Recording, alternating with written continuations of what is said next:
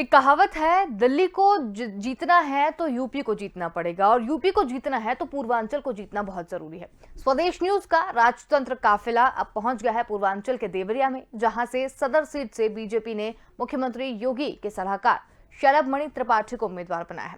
राजतंत्र में UP editor Aqeel Siddiqui से खास बातचीत की शलभ मणि त्रिपाठी ने और कहा कि मैं प्रत्याशी के तौर पर नहीं, किसी का बेटा, किसी का भाई और परिवार के तौर पर लड़ रहा हूं। मेरा पहला प्रयास देवरिया को आगे लाने का होगा। चीनी मिल, स्वास्थ्य और शिक्षा के क्षेत्र में काम करूंगा, जिससे कि देवरिया और आगे आ सके। सुनिए और क्या कुछ खास बातचीत की वो भी देखिए। नमस्कार, आदाब। मैं अकील सिद्दीकी लेकर हाजिर हूँ राजतंत्र का कारवा पहुंचा है देवभूमि देवरिया में, यानी पूर्वांचल। ये इतिहास रहा है कि उत्तर प्रदेश जीतना है तो पूर्वांचल जीतना मस्ट है, और भारतीय जनता पार्टी के पास सबसे ज्यादा सीटें बीजेपी की अगर देखा जाए तो पूर्वांचल में। हमारे साथ है पत्रकार से नेता बने शलभ मणि त्रिपाठी जी, जिनके मुख्यमंत्री के सलाहकार भी, और इतना भरोसेमंद कि उन्हें भारतीय जनता पार्टी ने देवरिया से टिकट दिया है। हालांकि पूरी ताकत झोंक रहे हैं और हम देवरिया में खड़े हैं। पहले तो बहुत बहुत स्वागत है सर आपका स्वदेश न्यूज चैनल पे। आपका देवभूमि देवरिया में स्वागत है, पूरी स्वदेश की टीम का आप सबका धन्यवाद। देवभूमि का इतिहास रहा है अभी तक की भारतीय जनता पार्टी के खेमे में 3 बार देखा जाए तो लगातार हैट्रिक मारी है, भारतीय जनता पार्टी के कब्जे में ये सीट है।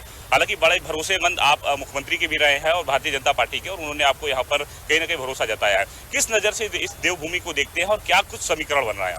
देवरिया देवभूमि है और देवभूमि की जनता ने मन बना लिया है। उनको ये पता है कि कौन व्यक्ति देवरिया का विकास कर सकता है, कौन व्यक्ति देवरिया में लूटपाट कर सकता है, कौन देवरिया के लोगों को लेकर साथ चल सकता है, उनकी आवाज़ लखनऊ और दिल्ली में उठा सकता है, और कौन व्यक्ति यहाँ पर जमीन कब्जे करा सकता है और गरीबों का शोषण कर सकता है। बहुत स्पष्ट एक तरफा चुनाव है। देवरिया की जनता मुझे नेता नहीं मानती, मुझे अपना बेटा मानती है, अपना भाई मानती है। अभूतपूर्व आशीर्वाद मिल रहा है।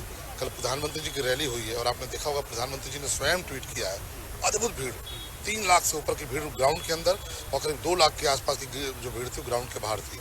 ये जन समर्थन, ये अपार आशीर्वाद, अपार जो स्नेह और प्यार मिल रहा है, वो इस बात का प्रमाण है कि बहुत बड़ा इतिहास रचने जा रहा है। बिल्कुल। मैं पश्चिमी यूपी से चला बुंदेलखंड आवा तो पूर्वांचल पहुंचा हूं, लेकिन हमेशा मुझे देखने को मिला कि लोग का जो है वो सिंबल पे या तो वोटिंग हो रही है, या तो मोदी और योगी के चेहरे पर हो रही है, अखिलेश की योगी के।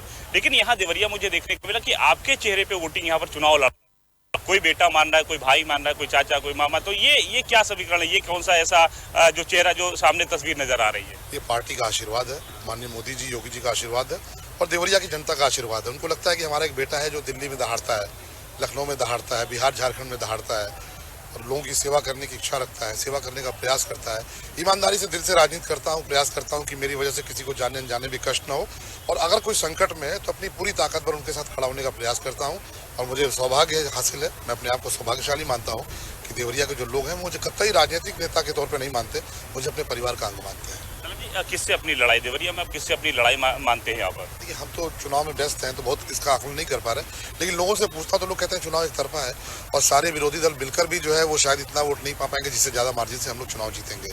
तो जनता का जो मिजाज है वो उनका ये कहना है कि कोई लड़ाई नहीं है, एक तरफा चुनाव है। सरकार में रहकर बड़े करीबी से आपने काम किया है, डबल इंजन की सरकार, कितना काम पूर्वांचल में हुआ? क्योंकि पूर्वांचल का इतिहास है कि उत्तर प्रदेश जीतना है तो पूर्वांचल जीतना मस्ट है। सबसे ज्यादा सीटें आपके पूर्वांचल में, किस नजर से देखते हो, कितना काम हुआ? नहीं, बहुत काम हुआ। आप देवरिया में जहाँ खड़े हैं, यहाँ पर मेडिकल कॉलेज की बहुत साल से डिमांड थी। कोई घटना होती थी, लोग भाग के यहाँ से गोरखपुर जाते थे मेडिकल कॉलेज के लिए। योगी जी को 5 साल काम करने का मौका नहीं मिला, आप भी जानते हैं। 3 साल काम करने का मौका मिला क्योंकि 2 साल तो कोविड ले गया, लेकिन 3 साल में योगी जी ने यहाँ पर मेडिकल कॉलेज स्थापित कराया। ठीक बगल में यहाँ से 30 किलोमीटर की दूरी पर कुशीनगर एयरपोर्ट कराया, जो इंटरनेशनल एयरपोर्ट है। गोरखपुर में एम्स, फर्टिलाइजर, ढेर सारे काम हुए हैं। और सबसे बड़ी जो बात है कि देवरिया, कुशीनगर, गोरखपुर ये पूर्वांचल के इलाके थे जहां समाजवादी पार्टी की सरकार ने अत्याचार किए। उनका कहना था इनको लाइट नहीं देनी है, बिजली नहीं देनी है। क्यों? क्योंकि भाजपा का गढ़ है, योगी के लोग हैं। आज की तारीख में 24 घंटे बिजली है, 24 घंटे सुरक्षा है, 24 घंटे पानी है, महिलाओं का सम्मान है, और विकास के इतने काम हुए कि लोग कह रहे हैं कि नहीं, ये हमारी सरकार है, इस सरकार को दोबारा लाना है। सड़कों और स्वास्थ्य और शिक्षा 3 बड़े मुद्दे होते हैं, पूर्वांचल में इसकी सबसे ज्यादा जरूरत है। आप अपने यहाँ पर इसको लेकर कितना काम हुआ? हमारे एक और मुद्दा है चीनी मिल का। चीनी मिल हमारी पहचान थी, हमारा अभिमान थी, और बसपा सपा की सरकारों ने चीनी मिल लूट ली। हमारा मुद्दा है, मैं भी इस बात को लेकर आगे बढ़ रहा हूँ, और लगातार हम सबने इस पे काम किया भी है। माननीय मुख्यमंत्री जी भी चाहते हैं, कुछ कोर्ट में लिटिगेशन है, उसको सॉल्व होना है। चीनी मिल ले आएंगे, इसका पूरा प्रयास होगा। कृषि विश्वविद्यालय की स्थापना का पूरा प्रयास होगा।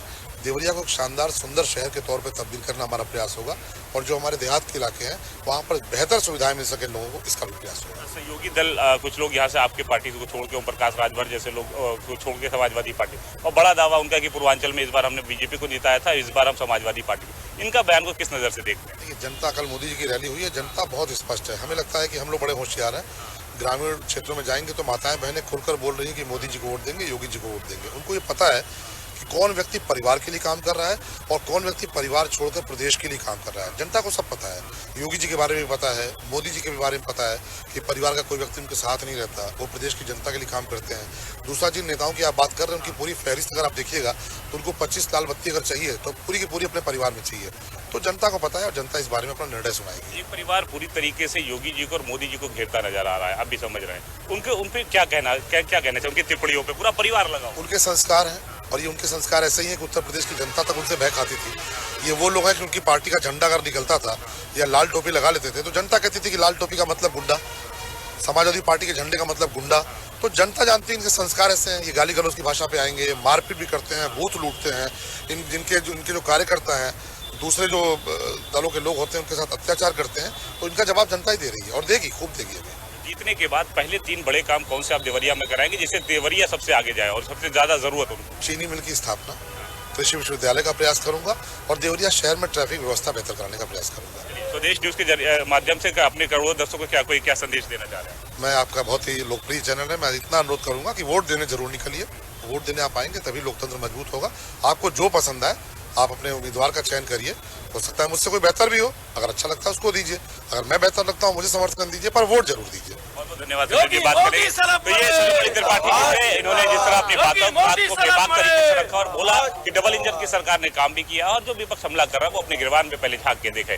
कैमरा पर्सन सनी गुप्ता के साथ मैं अखिल सिद्दीकी, स्वदेश न्यूज देवरिया।